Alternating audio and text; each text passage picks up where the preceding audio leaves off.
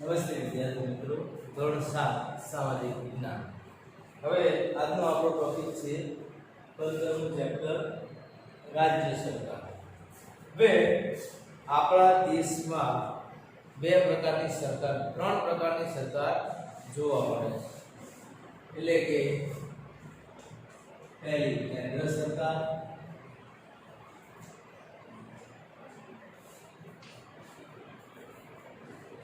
બીજી રાજ્ય સરકાર અને ત્રીજી સ્થાનિક સરકાર. હવે આપણા દેશમાં ત્રણ પ્રકારની સરકાર છે: કેન્દ્ર સરકાર, રાજ્ય સરકાર અને સ્થાનિક સરકાર. હવે આ બધી સરકારોના અંદર અલગ અલગ એના અંગ આપેલા છે, વિભાગો પાડેલા હોય છે. એમાં કેન્દ્ર સરકારમાં ત્રણ અંગ છે.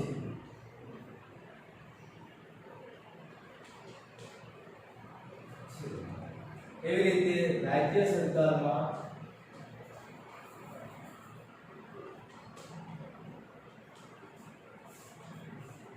અને સ્થાનિક સરકાર બે પ્રકાર છે.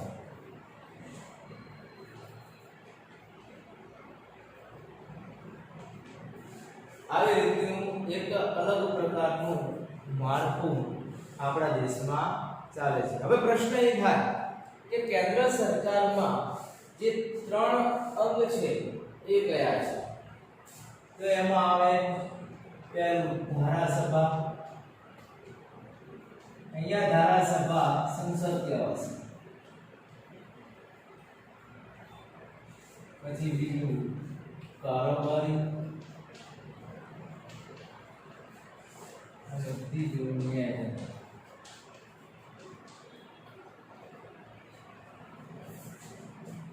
એવી રીતે રાજ્ય સરકારમાં ધારાસભા, એમાં વિધાનસભા આવશે.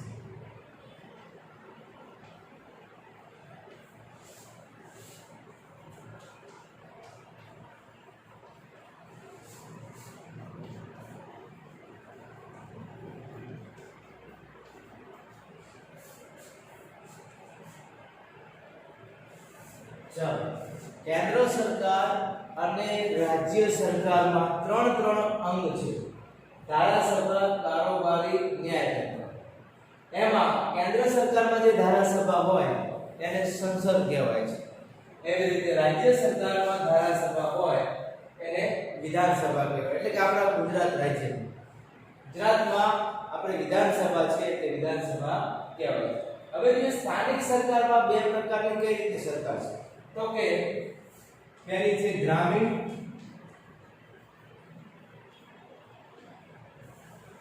અને બીજી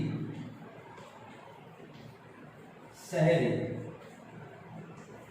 હવે ગ્રામીણ અને શહેરી કઈ રીતે? તો ગ્રામીણમાં આવશે પંચાયતી રાજ.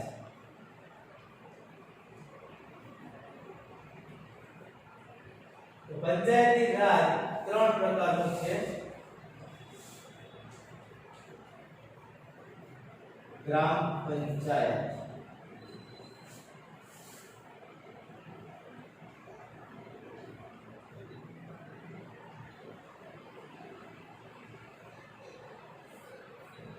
જિલ્લા પંચાયત.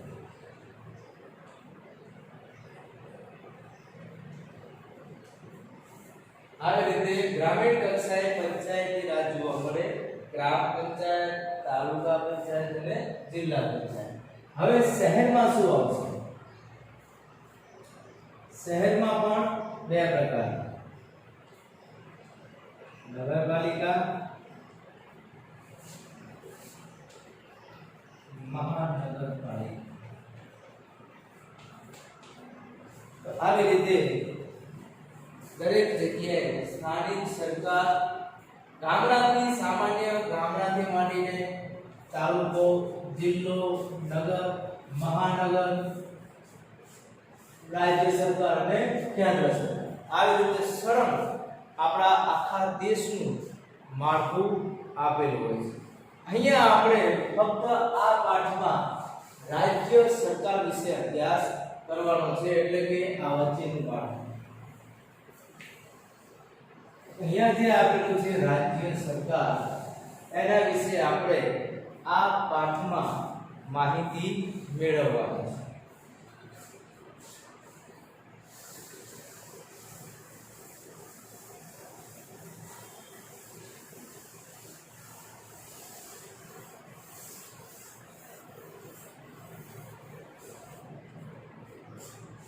તો અહીંયા આપણે જે રાજ્ય સરકાર છે એક આખા રાજ્યનું સંચાલન કરે છે.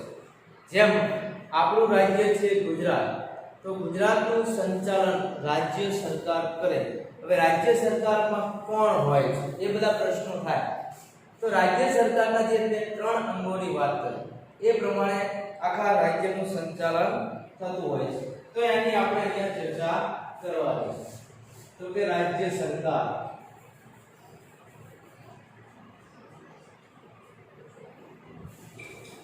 તો હવે રાજ્ય સરકારના આપણે ત્રણ અંગોની ચર્ચા કરી હતી.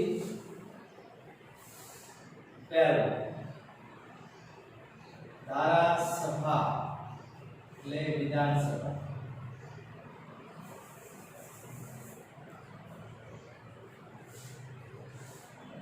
કારોબારી. અને ત્રીજું છે ન્યાય.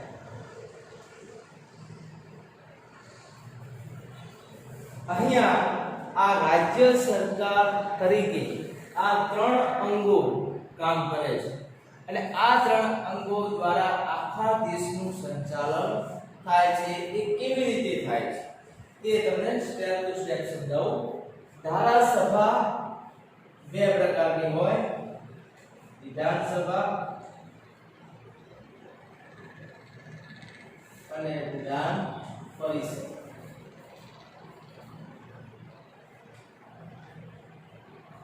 ધારાસભા બે પ્રકારની હોય છે, વિધાનસભા અને વિધાન પરિષદ. આને શું કહેવાય? ગૃહ કહેવાય. આને શું કહેવાય? ગૃહ. તો એમાં આ ગૃહ આને નીચલું ગૃહ કહેવાય અને આને ઉપલું ગૃહ કહેવાય. આવા બે પ્રકારની ગૃહની વ્યવસ્થા ધારાસભામાં હોય છે. હવે વાત કરીએ કે આપણા રાજ્યમાં એટલે કે ગુજરાતમાં ફક્ત વિધાનસભા ગૃહ છે. વિધાનસભા ગૃહ છે. આપણા રાજ્યમાં ફક્ત વિધાનસભા ગૃહ છે. હવે તમને પ્રશ્ન થાય કે આ વિધાનસભા ક્યાં આવેલી છે? તો વિધાનસભા ગૃહ એ ક્યાં આવેલું છે જેની ચર્ચા આપણે ઘણી વખત કરેલી છે. તો કે વિધાનસભા ભવન એ ગાંધીનગરમાં આવેલી છે. ક્યાં આવેલી છે? ગાંધીનગરમાં. તો એ ગાંધીનગરમાં છે. ગાંધીનગરમાં છે. એનું નામ શું?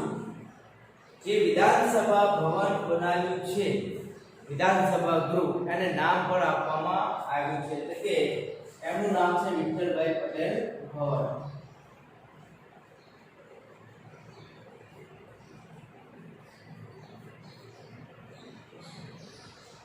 આવી રીતે આ વિધાનસભા ગૃહનું નામ આપવામાં આવ્યું છે. આ થઈ આપણે ધારાસભાના ગૃહોની ચર્ચા. હવે જોઈએ આપણે કારોબારી. તો કે કારોબારીનો મતલબ શું? તો કારોબારીમાં કોણ આવશે?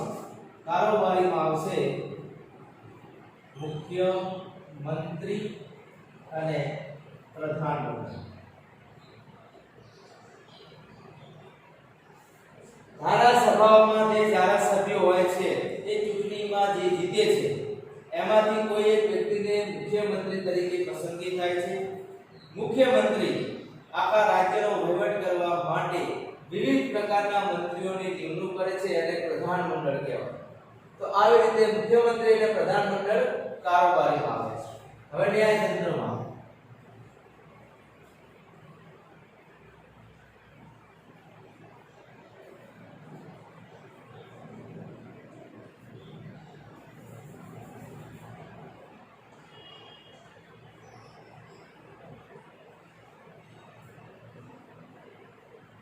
આવી રીતે એટલે કે ન્યાયતંત્રમાં વડી અદાલત, જિલ્લા અદાલત અને તાલુકા અદાલત આવી રીતે એક સળંગ માળખું આપેલું છે, જેવી રીતે આખા દેશનું સંચાલન, આખા રાજ્યનું સંચાલન કરવામાં આવે છે.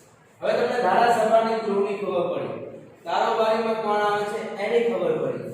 હવે ન્યાયતંત્રમાં કોણ આવે છે, કઈ કઈ અદાલતો આવે છે, એ વડી અદાલત, જિલ્લા અદાલત, તાલુકા. વડી અદાલત જે છે એ સૌથી ગુજરાતની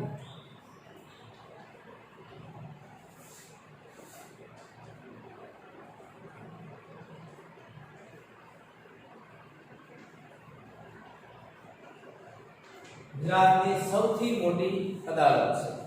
તો આવી રીતે રાજ્ય સરકાર એ રાજ્યનું સંચાલન કરે છે. હવે આપણે જોવાનું કે ધારાસભાનું કામ શું, કારોબારીનું કામ શું અને ન્યાયતંત્રનું કામ શું.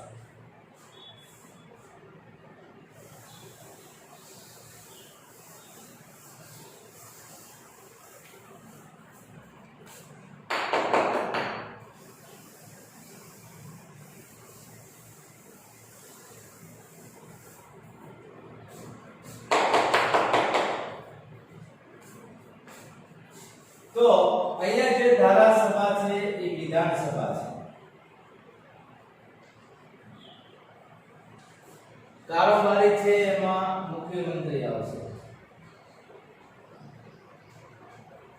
અને ન્યાયતંત્ર છે એમાં વડી અદાલત આવશે. નામ એટલે લખ્યા કે તમને ખ્યાલ આવે કે કોના અંડરમાં, કોના હાથ નીચે કેવા પ્રકારનું કામ આવે છે. તો આ કામ કેવા કેવા પ્રકારનું એમને સોંપેલું છે, તો કે વિધાનસભાનું કામ શું હોય છે, કાયદા બનાવવા. વિધાનસભાનું કામ શું, કાયદા બનાવવા. એટલે કે દેશમાં કોઈ ટ્રાફિક નિયમન બાબતના કાયદાઓ હોય કે હેલ્મેટ ફરજિયાત પહેરવું, એવા કાયદા વિધાનસભા ગૃહમાં પસાર થાય એને ખરડો કહેવાય. પછી રાજ્યપાલ સહી કરે એટલે એક કાયદો બની જાય છે. તો આવી રીતનું એક સળંગ માળખું હોય છે. તો આવી રીતે અહીંયા દરેક વ્યક્તિ સભ્ય તરીકે આ ધારાસભામાં ચૂંટાય છે. તો કે ધારાસભા વિધાનસભાની આપણી સંખ્યા પણ આપણને ખબર હોવી જોઈએ, તો કે 182 ની સંખ્યા છે. કેટલી છે? 182. એટલે કે ધારાસભામાં કોણ આવે, વિધાનસભા ભવનમાં કોણ બેસે, તો કે તમારા વિસ્તારના કોઈ તમને ધારાસભ્યને ઓળખતા હશો, એમએલએ કહેવાય અંગ્રેજી. એ એમએલએ ધારાસભ્યને આપણે ઓળખીએ છીએ.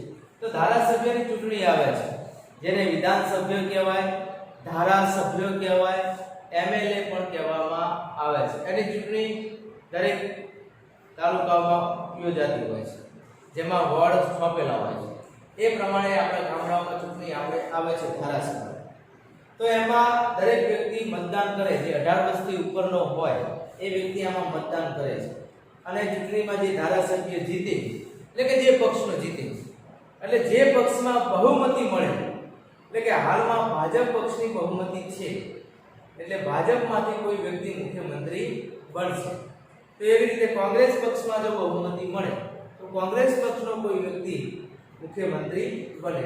તો આવી રીતે ધારાસભામાં ધારાસભ્યો બેસે છે. પણ ધારાસભ્યમાં જે હોય છે એમાં અલગ અલગ પક્ષના પણ હોય. ભાજપ પક્ષના હોય, કોંગ્રેસ પક્ષના હોય, અપક્ષના હોય, આપ સરકારના હોય, ઘણી બધા અલગ અલગ પક્ષના લોકો બધા ચૂંટાઈને એમના વિસ્તારમાં આવતા હોય છે. પણ જેની સૌથી વધારે સંખ્યા હોય જે પક્ષની, એ વ્યક્તિ મુખ્યમંત્રી બને. બાકીના બીજા બધા લોકોને સામાન્ય નાના મોટા મંત્રી બનાવી શકે મુખ્યમંત્રી, એમના કાર્ય પ્રમાણે કામ કરવાનું. તો પહેલું કામ છે વિધાનસભાનું. એ બધા ધારાસભ્યો કાયદા બનાવવાનું કામ કરશે. મુખ્યમંત્રીનું કામ શું?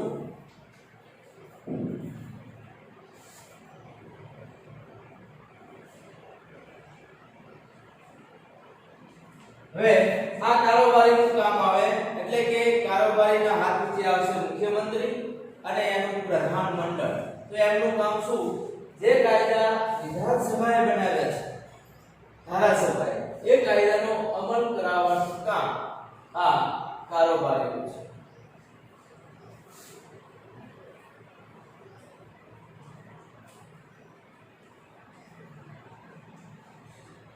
હવે રહી વાત કે કાયદાનો અમલ કરાવવાનું કામ મુખ્યમંત્રી એનું પ્રધાનમંડળ કરશે, પણ સજા અને દંડ આપવાનું કામ કરશે ન્યાયતંત્ર, એટલે કે વડી અદાલત, જિલ્લા અદાલત અને તાલુકા અદાલત. એટલે ટૂંકમાં અદાલતો સજા કે ન્યાય આપવાનું કે દંડ આપવાનું કામ કરે છે. તો આવી રીતે અહીંયા એક માળખું આપેલું છે, જેમાં 3 અંગો છે: સરકારના, ધારાસભા, કારોબારી અને ન્યાય. તો આવી રીતના હાલના આપણા રાજ્યના મુખ્યમંત્રી કોણ છે એ આપણને ખબર હોય. તો હાલના જે મુખ્યમંત્રી છે એ વિજયભાઈ રૂપાણી છે, અને આપણા રાજ્યના રાજ્યપાલ એનું નામ પણ આવડવું જોઈએ, તો કે આચાર્ય દેવવ્રત એ આપણા રાજ્યના રાજ્યપાલ છે. તો આવી રીતનું માળખું રાજ્ય સરકારમાં આવે છે.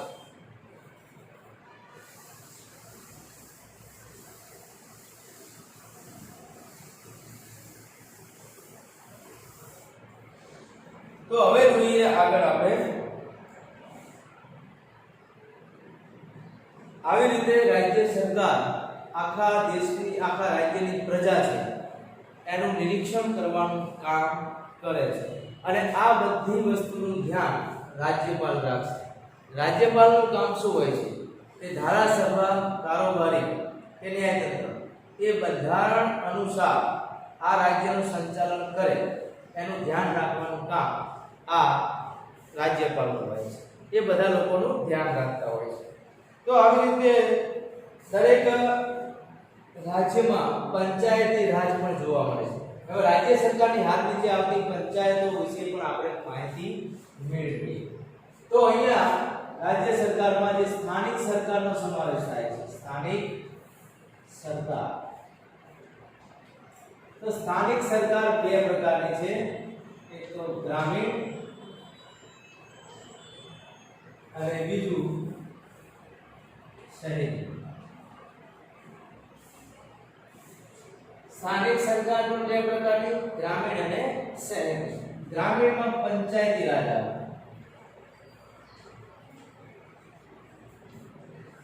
પંચાયતી રાજ 3 પ્રકારના.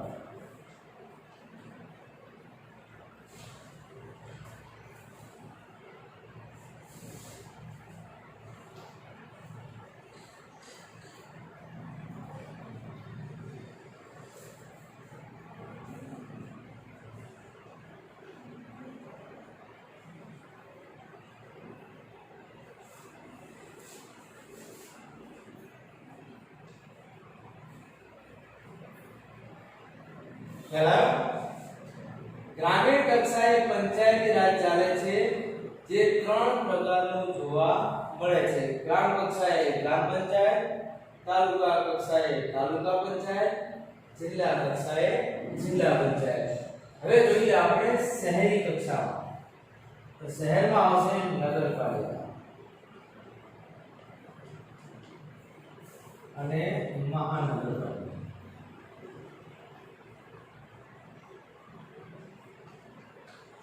હવે આપણે વિચારવાનું કે સ્થાનિક સરકારની અહીંયા શું જરૂર પડી? તો કે રાજ્ય સરકાર હોય કે કેન્દ્ર સરકાર હોય, એ કેન્દ્ર સરકાર જે છે એ બધા રાજ્યોનો વહીવટ કરશે. તો રાજ્ય સરકાર કોનો વહીવટ કરશે? તો રાજ્ય સરકાર ગ્રામીણ અને શહેરી સરકારનો વહીવટ કે સ્થાનિક સરકારનો વહીવટ કરશે. તો સ્થાનિક સરકાર એ કોનો વહીવટ કરશે? તો કે ગ્રામ પંચાયત, તાલુકા પંચાયત, જિલ્લા પંચાયત. ગ્રામીણમાં ગ્રામ પંચાયત, તાલુકા પંચાયત, જિલ્લા પંચાયત આવે. શહેરમાં નગરપાલિકા અને મહાનગરપાલિકા. આવી રીતે દરેક ક્ષેત્રના વ્યક્તિને ગામડાઓમાં પણ આપણને ન્યાય મળે, કાયદો વ્યવસ્થા આપણે જાણી શકીએ. એટલા માટે સામાન્ય પ્રજાને કોઈ તકલીફ હોય તો રાજ્ય પાસે જવું હોય તો ગાંધીનગર જવું પડે, કેન્દ્ર સરકાર પાસે જવું હોય તો દિલ્હી જવું પડે. પણ કોઈ એવા પ્રશ્નો એવા પણ છે જે ગામમાં સોલ્વ થઈ જતા હોય તો ગ્રામ કક્ષાએ એની સરકાર હોવી જોઈએ. એટલે કે ગામડામાં સરપંચ હોય છે, એવી રીતે ગામમાં એના પ્રશ્નો સોલ્વ થાય એવા પ્રકારની સ્થાનિક સરકાર રચવામાં આવી છે. તો કે આપણે ગ્રામ કક્ષાએ જોઈ લઈએ. તો પહેલું જોઈએ ગ્રામ પંચાયત. તો ગ્રામ પંચાયત જે છે એમાં સરપંચ હોય છે, જેની ચૂંટણી થાય. એવી રીતે તાલુકામાં પ્રમુખ હોય, એની ચૂંટણી થાય જિલ્લામાં પ્રમુખ હોય, એની પણ ચૂંટણી થાય નગરપાલિકામાં પ્રમુખ હોય, અને મહાનગરપાલિકામાં મેયર હોય છે. તો આ બધા જે સભ્યો છે એ દરેક વ્યક્તિની ચૂંટણી થાય છે. સરપંચ 5 વર્ષ માટે હોય, પ્રમુખ પણ 5 વર્ષ માટે, એવી રીતે જિલ્લા પંચાયતનો પ્રમુખ 5 વર્ષ, નગરપાલિકાના પ્રમુખ, એવી રીતે મહાનગરપાલિકાના મેયર 2.5 વર્ષ, 2.5 વર્ષ, બરોબર, 2.5 વર્ષ હોય. આવી રીતનું એક સ્થળ માળખું બનાવેલું છે, જે એટલા વર્ષે જે અહીંયા લખ્યા છે એ પ્રમાણે એમની એટલા વર્ષે ચૂંટણી ફરજિયાત થાય, અને પછી જે જીતીને આવે એ સત્તા ઉપર બેસે અને પ્રજાના પ્રશ્નોનો સોલ્વ કરે. તો અહીંયા જોવાનું, આ બધા ચૂંટણી પર જીતેલા છે, પણ ત્યાં સરકારી ઓફિસરો મૂકેલા હોય, એટલે કે જે ગામડામાં સ્ટ્રીટ લાઇટો નાખવાની હોય, થાંભલા નાખવાના હોય, સ્ટ્રીટ લાઇટો હોય, ગટરની વ્યવસ્થા હોય, રસ્તા બનાવવાના હોય, બાવળિયા દૂર કરવાના હોય, ઉકેડાઓ દૂર કરવાના હોય, ગામની સાફ સફાઈ કરવાની હોય, ચોખ્ખા પાણીની વ્યવસ્થા કરવાની હોય, આવી બધી વિવિધ પ્રકારની વ્યવસ્થા માટે સરકાર નાણો પૈસા વાપરે એનો હિસાબ રાખનાર કોઈ વ્યક્તિ હોય છે, તો એના હિસાબો પણ કરવાના હોય. તો આ હિસાબો કરવા માટે કોઈ અધિકારી સરકારી ઓફિસર રાખવામાં આવે છે. અહીંયા તો જે ચૂંટણી દ્વારા જીતે એટલા વર્ષ રાજ કરી પછી જતા રહે, પછી બીજી વાર ચૂંટણીમાં જીતીને આવે તો આવે, નહીંતર એ પછી એનું સ્થાન હોતું નથી. પણ સરકારી ઓફિસર કાયમ હોય છે, એની ચૂંટણી એક જ વાર થાય છે, અને એ પછી એની ભરતી એકવાર થાય છે, સરકાર દ્વારા એની ભરતી કરવામાં આવે છે, અને એ સરકારી ઓફિસર બને છે. પછી એ સરકારની હાથે જે કામ કરતો હોય એની બદલી થાય છે, પણ એની ચૂંટણી થતી હોતી નથી. પણ એ પણ આપણે ખબર હોવી જોઈએ કે ગામડામાં જે સરકારી ઓફિસર છે એને કહેવાય તલાટી કમ મંત્રી. આ ગામડામાં ગ્રામ પંચાયતનો સરકારી ઓફિસર, તાલુકા પંચાયતના સરકારી ઓફિસર તાલુકા વિકાસ અધિકારી, એને ટીડીઓ પણ કહેવાય. ટીડીઓ નું આખું નામ છે તાલુકા ડેવલપમેન્ટ ઓફિસર. એવી રીતે જિલ્લા પંચાયતમાં જિલ્લા વિકાસ અધિકારી, તો એને ડીડીઓ કહેવાય છે. ડીડીઓ નો મતલબ ડિસ્ટ્રિક્ટ ડેવલપમેન્ટ ઓફિસર. હવે જોઈએ નગરપાલિકા. તો નગરપાલિકામાં ચીફ ઓફિસર હોય છે, ચીફ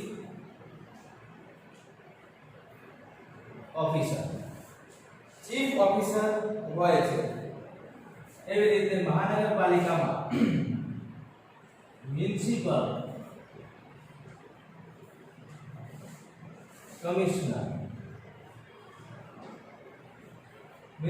કમિશનર સરકારી ઓફિસર હોય છે. આ બધા કોઈ એક સરકારી અધિકારી તરીકેની પરીક્ષાઓ પાસ કરીને અહીંયા આવ્યા હોય છે અને પોતાનું સ્થાન ગ્રહણ કરે છે. આગળ ટોપિક હવે પછીના લેક્ચર કરીએ.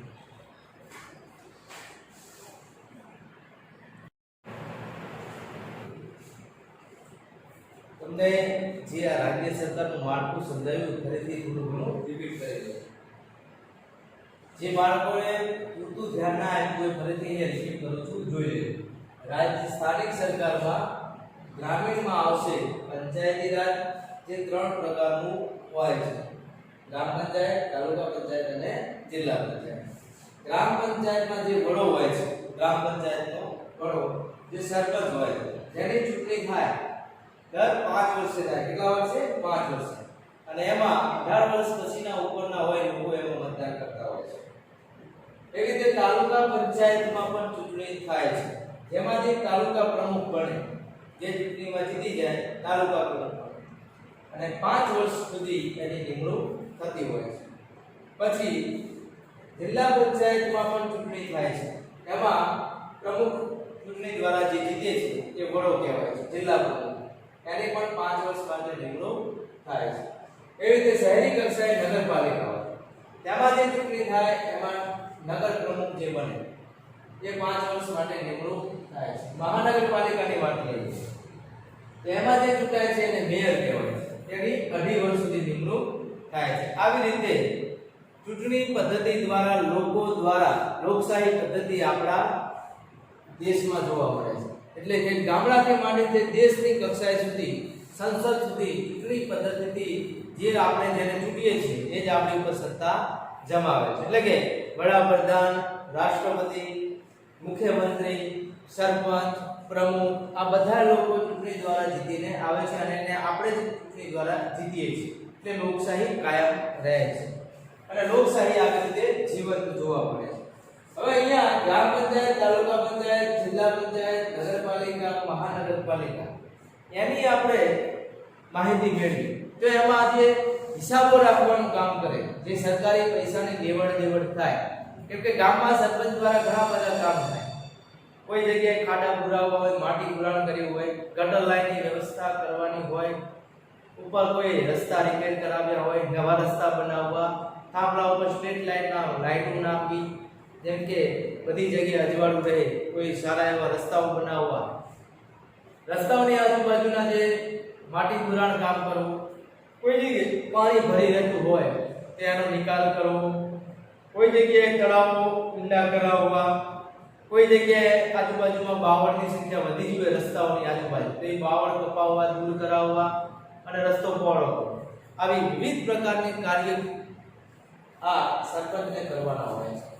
જેમાં એને જે ખર્ચ થાય એ બધું તલાટી દ્વારા આપવામાં આવે છે. તો તલાટી અને સરપંચ બંને મળીને આ ગામનો વિકાસ કરે છે.